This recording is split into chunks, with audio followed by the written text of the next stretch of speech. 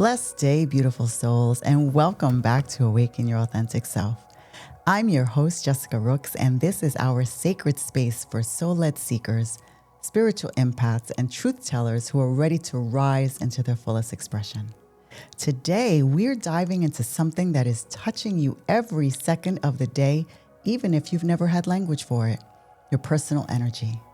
If you've ever walked away from a conversation feeling mysteriously drained, if you've ever entered a room and instantly felt tension in the air, if you've ever thought, I'm doing all the self-care, but I still feel exhausted, overwhelmed, or not like myself, then what you're actually feeling is not just emotion or stress, you're feeling energy.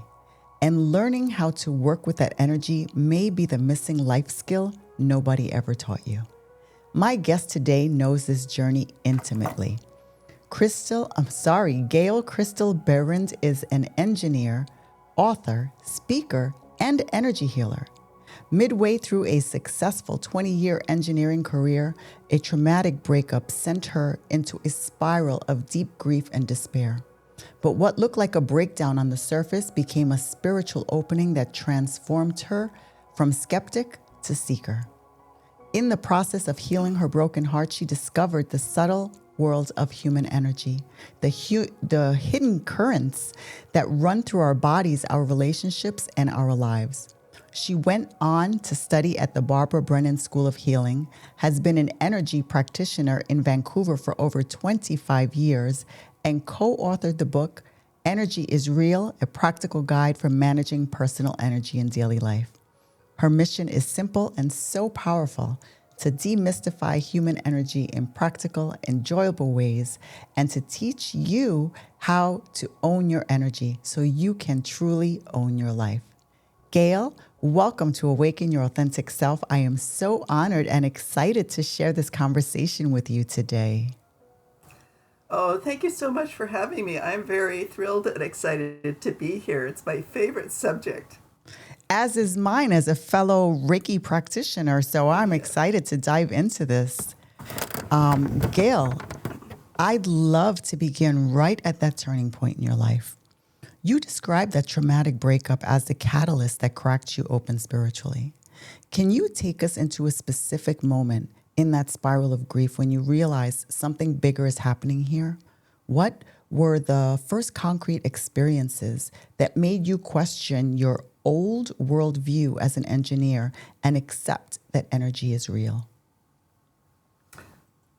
Well, I have to go to the nadir of the experience, because I had to basically, I went to, as I said, deep spiral of grief and despair, and I just fed that with my thoughts. I knew nothing about energy in those days. I was very much the serious left brain logical engineer, and had to be proven scientifically for it to be real to me. So I was in that mindset, and there was no help to me Right. in that state of grief and despair. I just kept feeding self-loathing thoughts to myself, and so it felt like, if I would give it a descriptive experience, it felt like falling into an abyss. Wow. And then eventually just following that spiral, not deliberately, just falling. And I ended up splatting on the bottom and deciding, basically the words in my mind were, I felt like I had lost the one chance at love in my life. The man who I'd broken up with had been the one. And so I felt like I'd lost everything. And as I fell into that abyss and spiraled down into self-loathing and all that stuff, the thought came to me, as I felt like I was doomed to never have love. And if I can't have love, why live? And so I went into that place of giving up on life. And in that moment of despair and complete, utter feeling bereft, I suddenly heard these words in my head ringing out, "But I love you." And it was accompanied by this rush of goldeny pink energy coming down through my crown, down through my whole body, into every cell of my body, every fiber of my being. It was like a cosmic hug of infinite love. I love And that. I've never experienced anything like that in my life before. And it was way bigger than human love. Even better than mom, you might say, right? Right. And I was just so blown away. And it was the, both intimate, so it knew me. It wasn't like it was just some impersonal thing. Right. It actually knew and saw every aspect and every atom of my being and loved it anyway, in fact, infinitely. And even my flaws, it's like it was touching on every molecule of my being. Even my flaws were loved. Right. And so I had this giant cosmic embrace at the same time as I was feeling it in my body and in my cells. And my mind, my brain, my mind was completely, I guess the word would be gobsmacked. Like, Right. what the heck? And but in the moment of that, I was just uplifted and expanded into this vast state. And as I was uplifted into this place of infinite love, it was like I was looking on Earth from above or from the universe. It's this beautiful planet. And this infinite love was radiating onto our whole planet and onto all of us. Oh. And so it wasn't just me that was held in this incredible embrace. It was all of us. And I got in that moment that this was not just a one-time deal. This is ongoing. Right. And that we were literally made of it and bathed with it every second of our being. We just don't know it. We don't expect it and we don't know it, and we believe what we've learned as children, and so we deprive ourselves of this ongoing nourishment, which is there for the asking. All we have to do is turn our awareness to it. Right. And I had no frame of reference for this. I was an agnostic, so I had totally shunned organized religion. I was also a fierce feminist, and so I thought I had shunned organized religion because of its history of dealing with women. Right. And so for me, there was no real outlet for spiritual reality for me up until that moment. Except occasionally I would feel exhilarated in nature. And, like in the middle of a blizzard, for example, or just an incredible view, I would just be so uplifted and joyful. That was my only experience of spirituality up until then. And certainly it was, I could easily explain it away as an engineer as saying it's just the magnificence of nature. But in this moment, it was tangible. Right. in every cell of my being, and so I couldn't deny it. And if it had just been words, I could have found a reason to talk myself out of it. But because it was so tangible, so real, I couldn't deny it. And that's why my book's called Energy is Real, because in that moment, energy was a whole new dimension for me I didn't even know existed. And I had to experience it for it to really sink in and become real for me.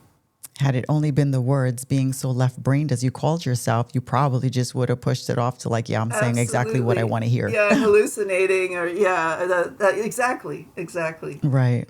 So suddenly, and that sort of broke open my worldview, and my heart was broken as a result of the relationship breakup. So I was, later on, it took me like almost 10 years to realize this. It took a while to integrate this, right. So you can imagine.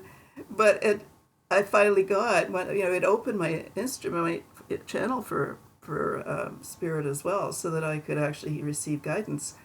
And I was told that my heart had to be broken open in order for them to reach me. And I was in that deep vulnerable state where they were actually able to get a message through to me that yes, no, you are loved. And the message that I took away from that was, I can't not have love. Right. I can't escape love if I even wanted to, right? Exactly. Which I don't.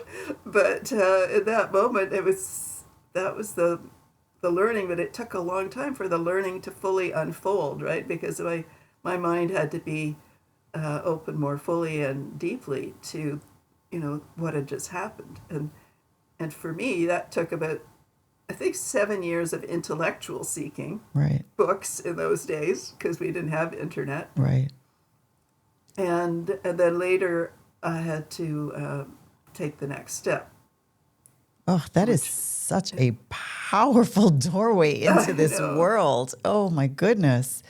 But now you talk about how our energy is present in the unspoken communication between people, in those subtle shifts in power, in our maneuvering for attention, in the way we can feel manipulated or comforted without a word being spoken. Could you walk us through a real life example, maybe with a couple, a family dynamic, or even a workplace situation where you could literally feel the energy pattern, and once it was named or shifted, the relationship changed?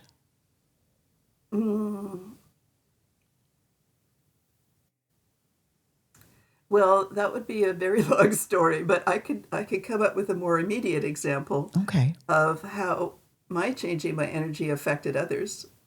perfect. And it was actually before I became a healer. I was just playing with, I wonder what would happen if. I was on a plane and, traveling to work. And so I was sitting way back in lower class, if you like, in the back of the plane.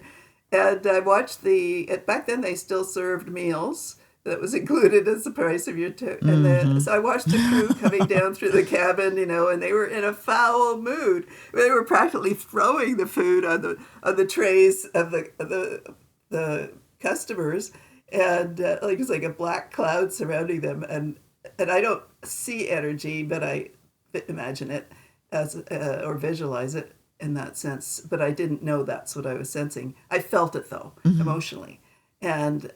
It's like they'd had the worst news and that sort of thing. So I thought, well, what would happen if I just radiated a loving energy to them and into the whole plane? And so I was doing that, and I was just imagining if I were them, how would I talk to myself if I was feeling loving? And it was, oh, I love my job. My colleagues are so great, and I just love meeting all these wonderful passengers. And I was just radiating that with a big smile on my face.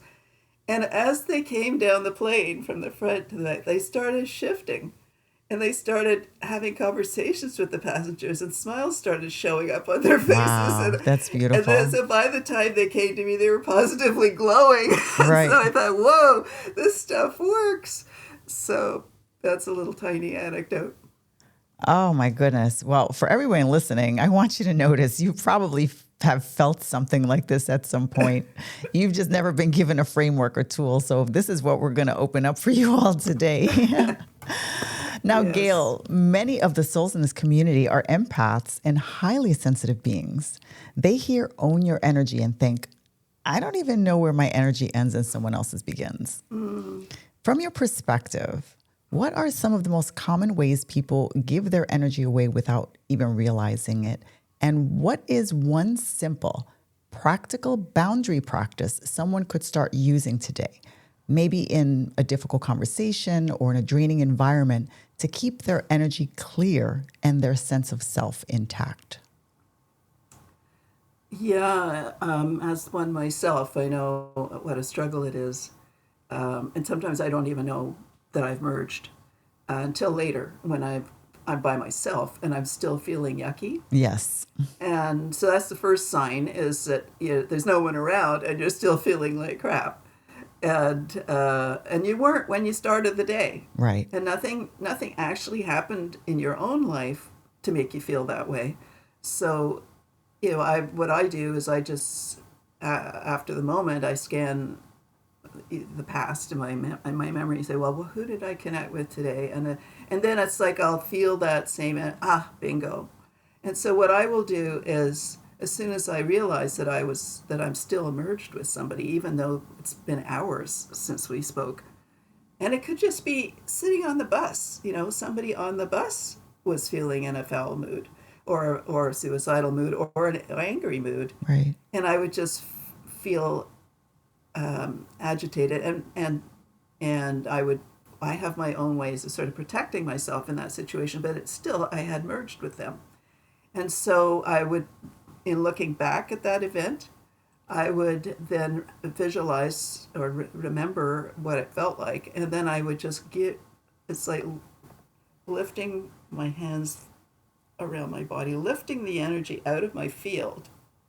And then what I do is I send it off to the divine to be blessed, purified, and healed, and then return to the original owner. So they're getting their energy back, improved and blessed. I love that.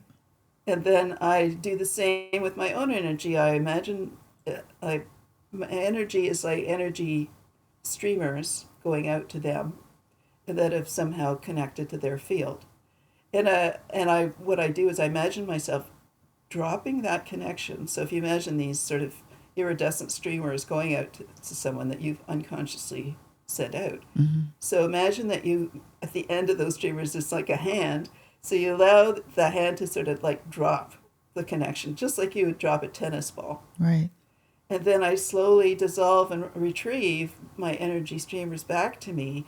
And then I send them my own energy that's in those streamers back to spirit to be blessed, purified, and healed, and then return it to me.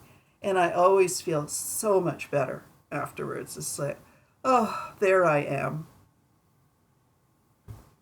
I feel like you and I have some similar practices. We may have to talk after this. Yes. So it's really not about making anyone else change, right? It is about reclaiming your own energy and letting theirs go. And there are techniques that I talk about in my book called creating your energy bubble or your capsule, whatever you want to call it, where you actually...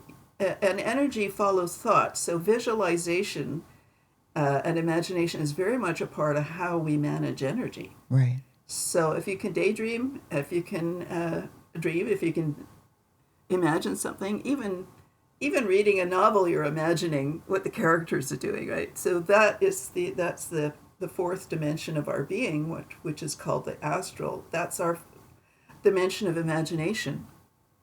And that's where energy healing, it comes through many dimensions, but that's how we manage our energy is once we've learned how, often it's through visualization. And so we're actually directing our energy with thought. And so to create this bubble of safety around you, but the first thing you do is you have to come into your own heart, because that's the doorway to your spirit. Mm-hmm. And think of someone or something that you love dearly. And it could be a pet, it could be a family member. And I would pick somebody that you're currently not mad with. So it really helps usually for me to pick a pet, right? Because that's pretty easy for us to open our hearts to them. And just for a second, think about this little, or it could be a child, right? Your dearest child or a grandchild, whoever you feel absolute delight in and love easily and effortlessly. Right. So maybe a grandparent who may no longer be with you, but imagine how much you love them. So let yourself feel your love for this and delight in this being, and then you take that feeling as an energy. It's the frequency you're after. So allow yourself to expand that feeling of love and delight and joy till it fills your heart, and then expanding it, and it feels warm and loving within you, expanding it to fill your whole body and then out around your body about as far as you can reach. And so you're creating this bubble of this high frequency energy, which is love. And while you're doing that, you command your cells to take, remind yourself that this is your love, mm-hmm. not anybody else's, your love, and allow yourself to take it in and nourish you while you're at it. Allow your love to flow through your cells and nourish you. So then keep doing this until you feel this bubble around you is nice and full. And then you can prepare. So if you do this before you enter a stressful situation, you'll be protected throughout it. So what you're doing is inflating your bubble. And then any negativity, because what you're inflating it with is such a high frequency, anything negative that just slides off the outside. It's like Teflon, but Yes. you're still in your heart, so you're still able to relate to them. And the other interesting thing is, Sounds like how I went into corporate meetings. yes, exactly. And the other interesting, so it takes a few moments for you to set your field up. I call it shields up. Mm-hmm. And you can also anchor that.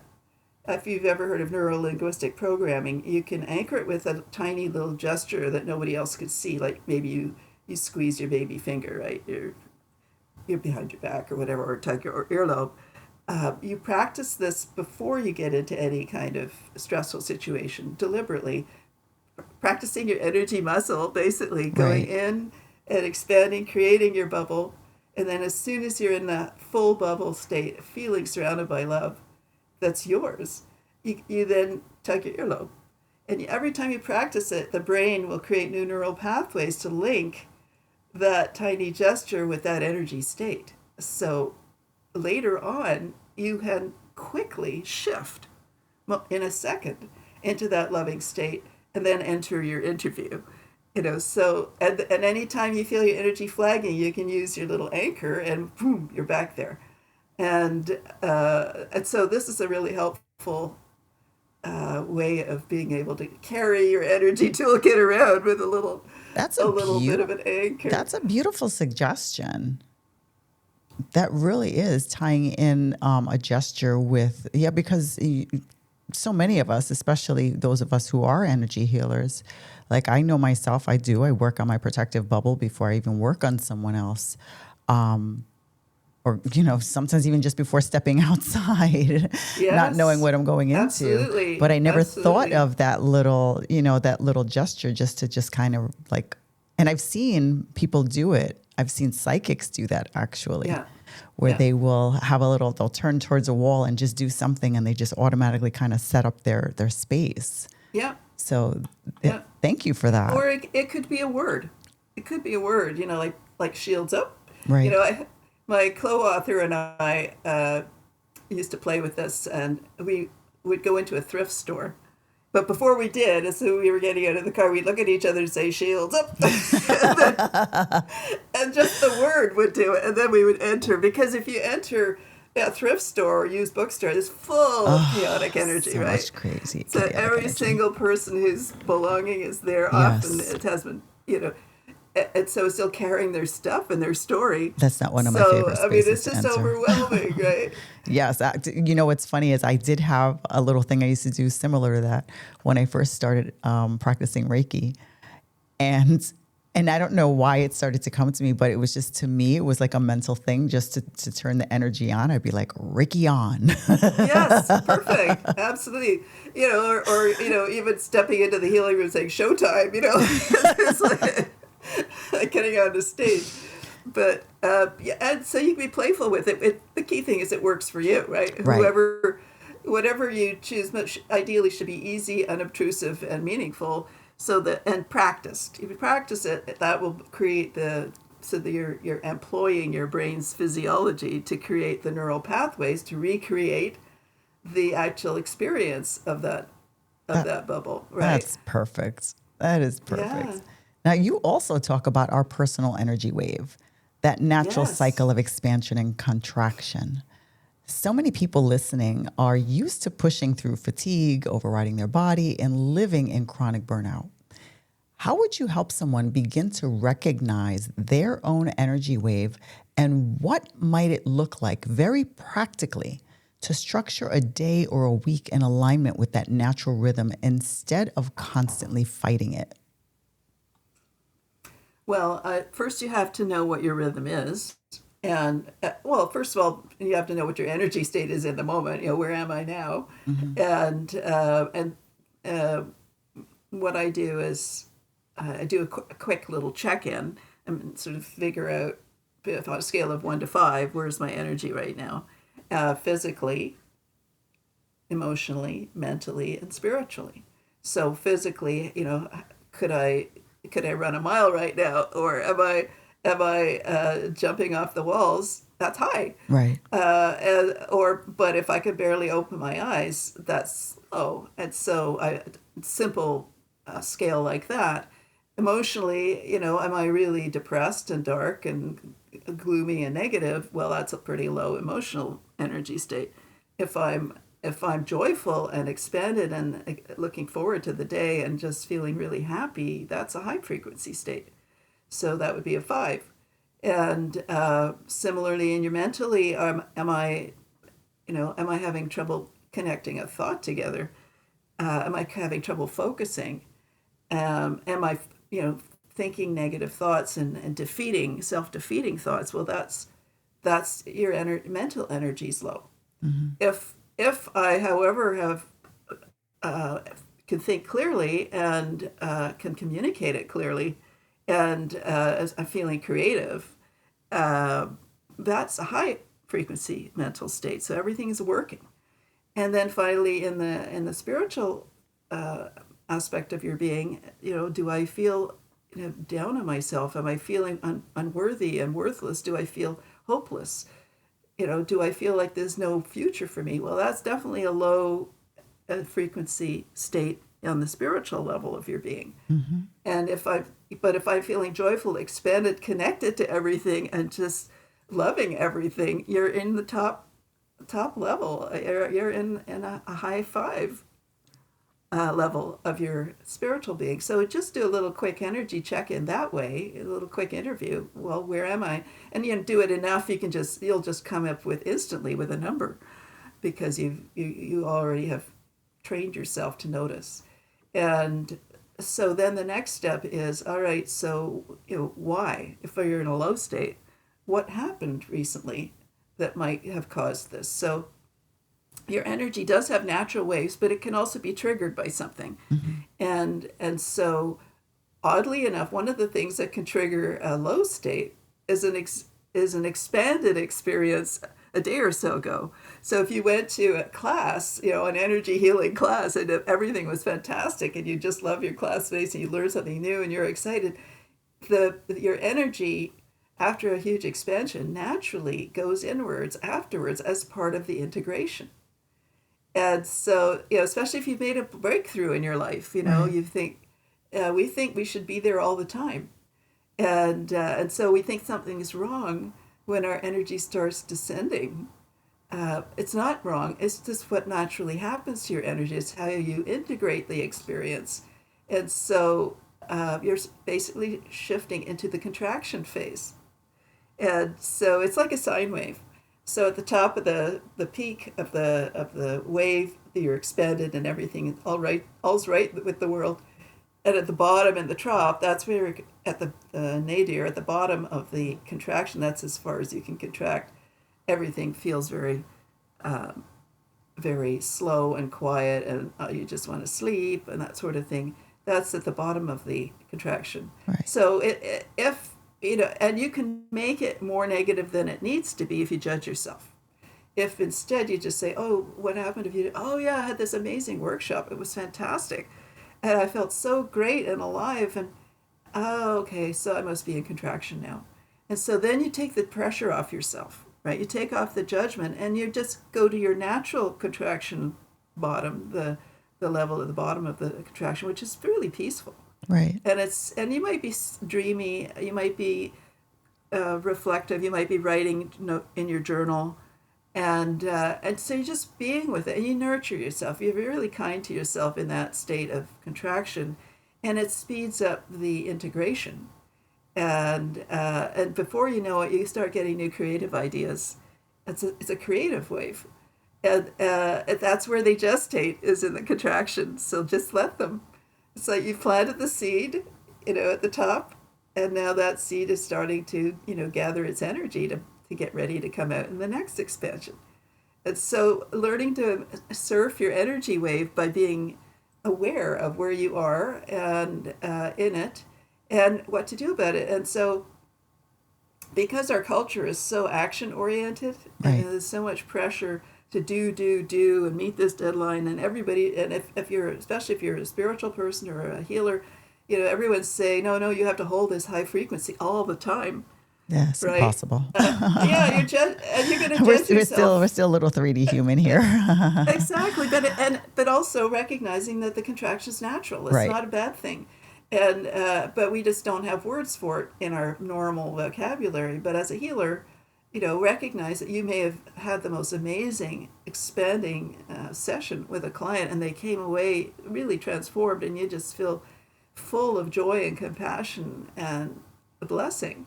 Yeah, because you get blessed during the healing as you're Yes. giving it, right? So you walk out of that highly expanded and recognizing that, okay, this is fantastic, enjoy it while you can. And then as you notice, you might find towards evening even that, okay, I'm starting to feel quite tired now. And it's just saying, what's wrong with me? You say, oh, okay, yeah, it's contraction coming. I'll just be with it. Have a nice long hot bath and, some nice essential oils, have a good meal, and then have an early night. And so you treat yourself with kindness and compassion during a contraction.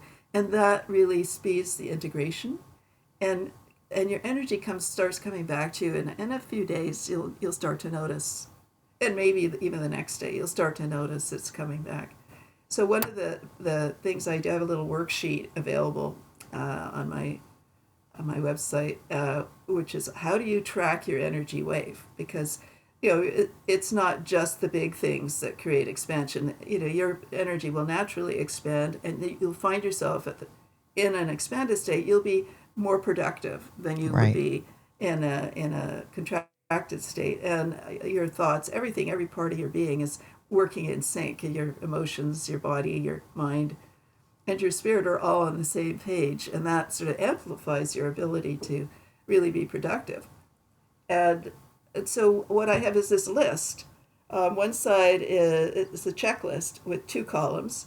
The one column is all about the symptoms that you would experience in expansion, and the other column is a list of the symptoms of contraction. And so what you do is you just check in and say, well, do I feel expanded, and do I feel happy, or do I feel somewhat more muted? And you tick off the box that applies. And then at the bottom of the column, you add up all the tick marks.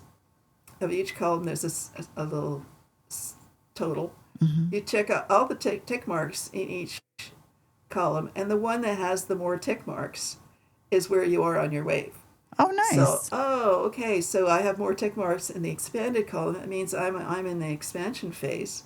So, which could be anywhere along that wave, right? So it could anywhere above the midline. So now you're in the moving outwards, and then if it's the contraction, it means you're in the down leg of the wave, and so you know what to do Right. based on which part of the wave you're in. And so what I recommend to my clients is that they just keep tracking, to do that checklist to see where they are on their energy wave. So they're like plotting it, so they can kind of get to know themselves in the different stages. And if it's both equal, then it means you're at the top, but Right. not the top. Sorry, in the middle line. You're in the transition place Right. between, not the top. Top would be expansion. So if you're equally on both of them, it means you're right halfway. Your energy wave is halfway and it's transforming. So keep checking and you'll see which way it's going, right? If it keeps going to more contraction, okay, you're on the down leg. If it's going to more expansion, oh, I'm on the up leg. And so that's how you kind of begin to train your awareness to recognize where you are on your energy wave. I love that. See, I realized, especially after doing these interviews, like I'm always so energized afterwards. Yes, yes. It's almost just like doing a Reiki session. It's just like I am so energized afterwards. Like I almost feel like I could run a marathon. My mood is all the way up and I'm like bouncing off the Absolutely. walls. And my partner's always just like, okay, it was a good one. Yes. But I do find when I'm I guess, in that contracting stage, one of the things that's been helping me lately, and this is just a new little tool in my box lately, and I don't know why I decided to do this, but in the mornings when I'm in the shower, if I wake up very tired or very drained, or I'm just feeling that not as bubbly as I normally am, because everybody's always like, oh, how are you always so happy? Well, I just am. Yeah. But I just start naming off the things I'm grateful for. Yes. I just go into my whole shower is literally a gratitude session. And by the time I come out, my smile is back, my attitude is back, and I just feel like re-energized again. So I don't know if I'm kind of cheating the wave a little. Not at all. Not at all. I mean, we're way much more than just a wave, right? And we can absolutely transform where we're in anywhere on the wave by doing energy practices like that. And like, you have a client coming, you want to prepare your field Right. so that you can be fully charged, because there's a reason. There's something called a harmonic induction, which means if you take two tuning forks that are both the same, one is like, let's say the tune to the note C, and you strike one of them, the other one will start humming too. And that's so it's in resonance with the other, Right. but by its design. And so you strike the one and it starts radiating its frequency, humming. The other one will start humming along with it. And our fields are like that too with other people. And so we can affect others by simply shifting our own frequency. And we don't have to say or do anything to them. We're just radiating it from our own tuning fork. Exactly. And their fields are tuning forks too. And that's also, how we can pick up energy from other people if we don't want to. If it's the stronger field that has the stronger effect. And so the more amplified, whether it's good or bad, the energy that is the note that dominates. So when you're working with a healing client, you want your field to be strong and Yes. full, so that you're the source of healing energy, not taking on. Oh God, can you imagine me interviewing you and being like a Debbie Downer? I'm like, oh, hi, Gail. Yeah. That would not work for anybody. Say you sense energy. Yeah, bull. Exactly. Yeah. Oh my gosh.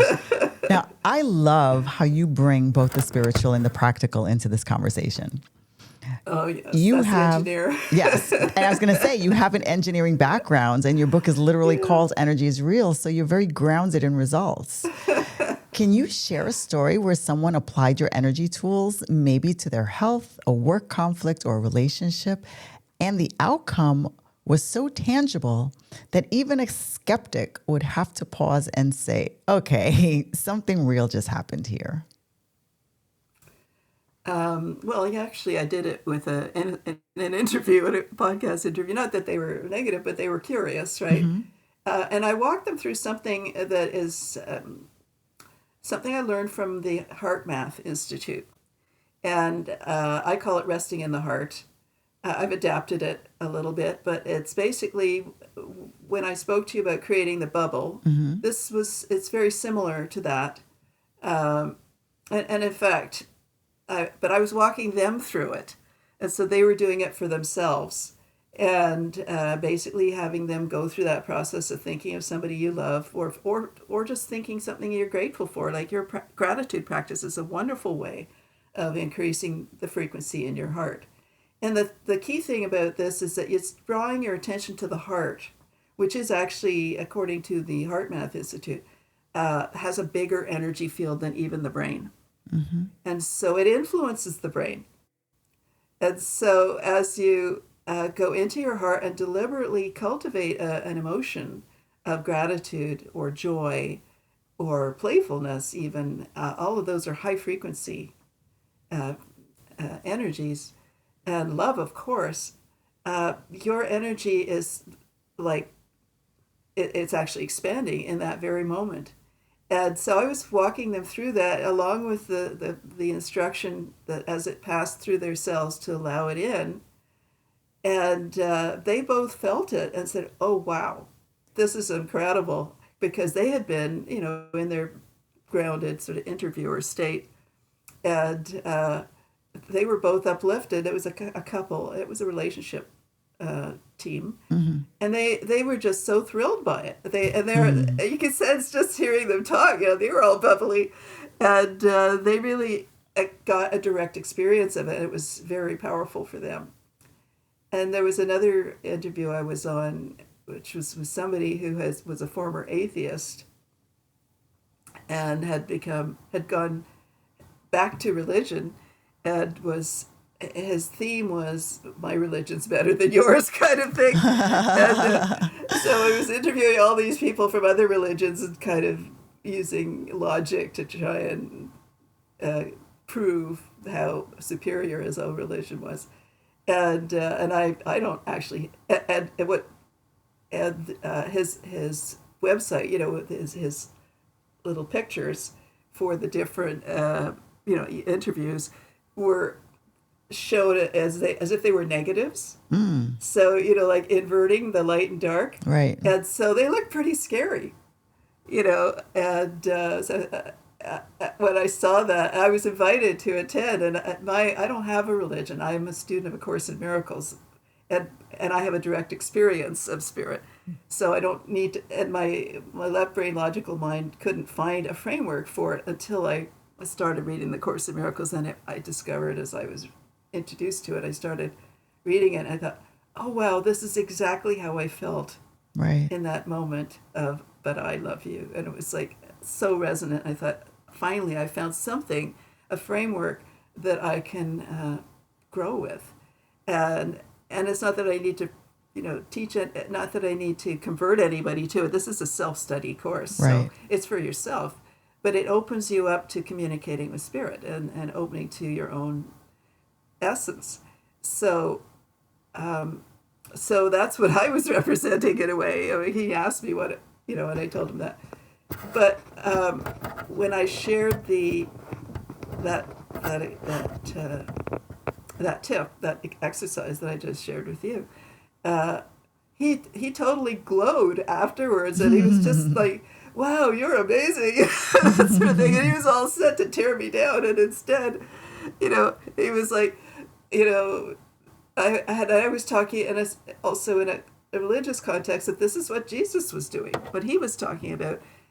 One of his points to support, a fear of God and all of that in his religion was that how else do you get people to live, morally, to behave well? And I said, well, you're forgetting what the primary messages of the Bible is, at least the New Testament, is that, you have to be, when you're in a loving state, when you are actually expanding in that loving state, you wouldn't dream of harming another person. Exactly. It just doesn't compute. Why would you? Exactly. When you're already happy, you don't need anything from them. You're just wanting to give from that. You're so full, you can't help but want to share it, right? And so I said, if you're trying to frighten people into believing, you'll have to keep frightening them, but also it's always a struggle, right? Whereas if you're in this expanded state of love, exactly as what Jesus is teaching us, to love your neighbor and your enemy and all that stuff, he didn't mean it because you're a doormat. Right. You do it because A, love feels so good, and B, it's effective. Yes. And so it was like a new piece of information for him that, oh, there's another way to get people to behave and be moral, is teach them how to love. Exactly. I actually did a whole, it was a solo episode, one of my last ones, and it was religion versus spirituality. And it really, I just spoke about, Jesus and Buddha didn't come here to teach religion. Exactly. They taught us, they gave us a moral compass for love. Yes. And it wasn't fear that they were teaching. Never. That all That's came the opposite. from exactly. That came from everybody who was trying to control people. Exactly. And wanted to use religion for their own benefit. Exactly.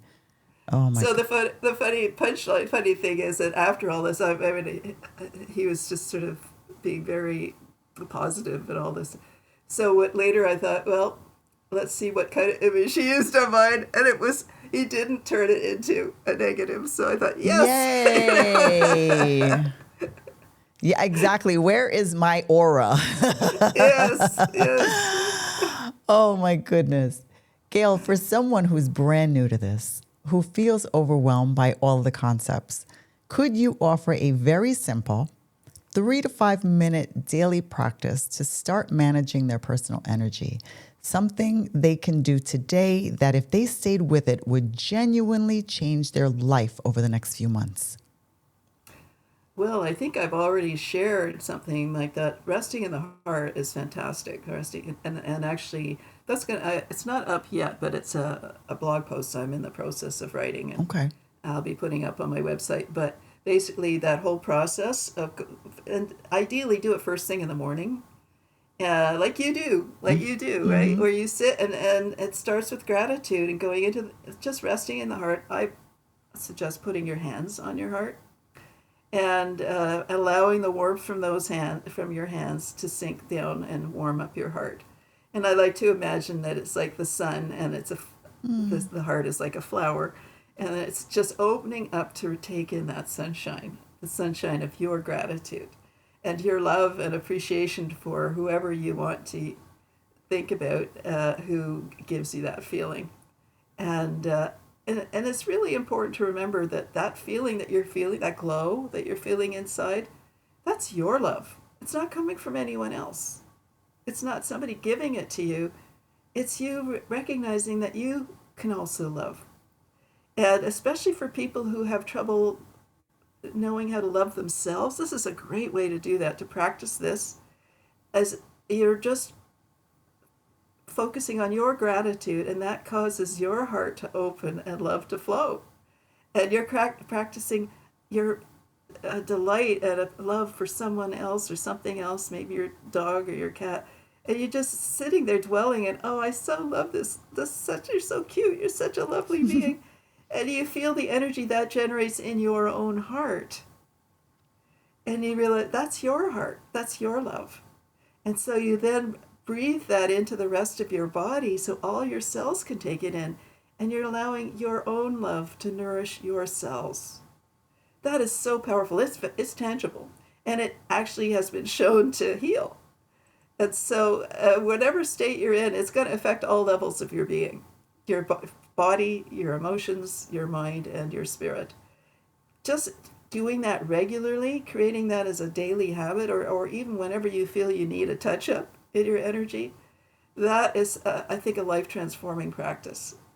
And they can, if they're interested to, there's a lot about that in the Heart Math Institute. It's a heart like HEART, like a heart, combined with math, like mathematics, .org. So heartmath.org. They have lots of wonderful articles and videos on how to do that. And I just add the part about recognizing that what you're feeling is your own love. You're not dependent on anyone else to give it to you. And you allow your love to nourish you. I feel the warmth and the love just by you talking about that. Yeah. I mean, that's Oh my life changing. gosh. If you can access love yourself without waiting for somebody else to fall in love with you or do what you want and all that, now you're getting those good feelings already, and then you can just go on. Then somebody might ask, well, what do I need other people for? Right. Right, as if you're just supposed to use them. It's, well, you can just appreciate them, like, what do you need your dog for, right? Well, because you love it. Exactly. Oh my gosh. Gail, this has been such a rich and illuminating conversation. What really touches me is how you took one of the most painful seasons of your life, that heartbreak and despair, and allowed it to open you into a completely new way of seeing reality. And now you're using that experience to help others understand that their exhaustion, their confusion, their relationship struggles are not personal failures. They're energetic patterns that can be seen, worked with, and healed. Gail, from my heart, my warm heart to yours, thank you for your courage, your clarity, and the way you make something as mysterious as energy feel grounded, playful, and accessible. Thank you for being here, for your heart, and for the beautiful work that you are doing in the world. Thank you. My heart's glowing hearing these lovely words. I know you mean them. And thank you so much. I'm glad. It was a pleasure to be here. It was a pleasure having you. Now, for those of you listening, if something inside of you lit up during this episode, if you felt that inner yes, I want to lovingly invite you to take this deeper. You can learn more about Gail's work in her book, Energy is Real, a practical guide for managing personal energy in daily life, by visiting her website at energyisreal.com. She offers tools, workshops, and teachings to help you become aware of your energy, protect it, and use it to create a life that truly supports you. I will have her links in the show's description. And I want to leave you with a simple invitation. Choose one thing from this conversation to practice starting today. Maybe it's noticing when your energy drops around certain people. Maybe it's placing a gentle boundary, even if it's internally. Maybe it's honoring your personal energy wave and giving yourself permission to rest when your body contracts. Awakening your authentic self is not a single moment. It is a series of small, loving choices that align you more and more with who you really are. If this episode nourished you, please follow or subscribe to Awaken Your Authentic Self and share this conversation with someone whose energy you care about. Your share might be the very thing that helps them remember your power or their power. I want to thank you for showing up for your own awakening. Until next time, keep listening inward, keep honoring your energy, and keep awakening your authentic self.